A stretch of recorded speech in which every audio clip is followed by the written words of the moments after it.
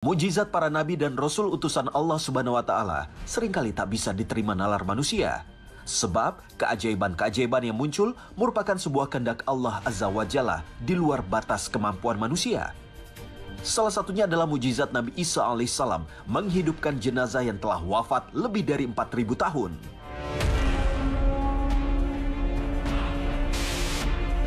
Ahmad Bahjat dalam bukunya Nabi-Nabi Allah menceritakan bahwa ketika itu Nabi Isa telah menghidupkan kembali 3 orang dari kematiannya, yaitu salah seorang teman lamanya bernama Lazarus, anak perempuan dari seorang lelaki tua, dan anak lelaki seorang janda yang sebatang kara.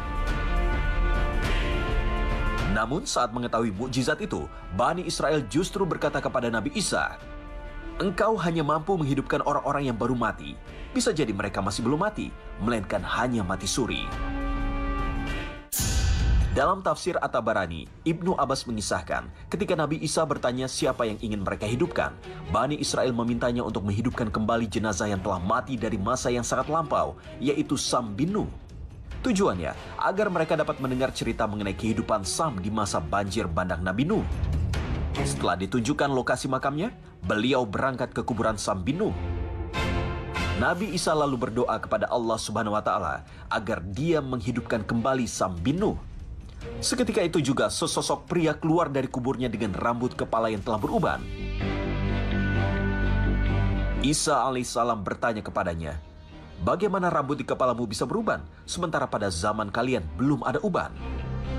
Sam bin Nuh menjawab, "Wahai Ruhullah, engkau telah memanggilku, maka aku mendengar suara.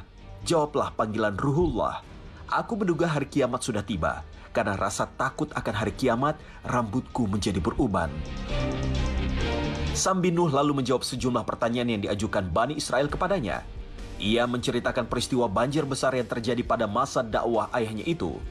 Bahkan di untold story dari sosok Sam bin Nuh yang dibangkitkan Nabi Isa alaihissalam, ia bisa menceritakan dengan detail detik-detik datangnya air banjir, ukuran besar bahtera Nabi Nuh, serta kejadian-kejadian ajaib yang ada di dalam kapal selama masa pengarungan. Bani Israel yang antusias mendengar kisah Sam bin Nuh lantas mengajaknya agar dapat berkisah kepada penduduk lainnya. Namun, Sam bin Nuh menolak untuk dihidupkan kembali karena mengetahui beratnya sakratul maut yang telah ia rasakan sebelumnya. Nabi Isa lantas berdoa kepada Allah Subhanahu wa taala agar Sam bin Nuh dapat kembali tenang dalam kuburnya.